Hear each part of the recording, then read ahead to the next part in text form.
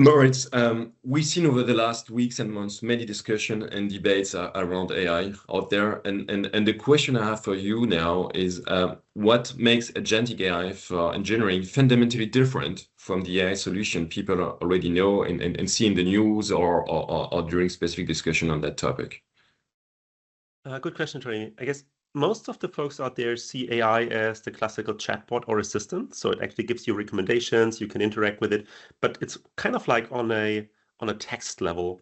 So for being able to develop hardware product, you need to have the agentic part in there. So agents for us is the combination between the large language model part, the AI part, and the tool layer, like where we can actually act inside of a CAD environment or run physical simulations or do the real costing. And I think in engineering, it's super fundamental that those results are physically correct. So you need to have, for example, the 100% accurate costing if you want to do a design to cost or request for a quote use case, or you want to have a manufacturing ready CAD design. So for us being able to interact with the software, the tool layer that the engineers actually use. So these are typical tools like Siemens NX, Dassault, CATIA, for example. So our agents actually can interact with those ones. So we've integrated over 80 of these connectors so far.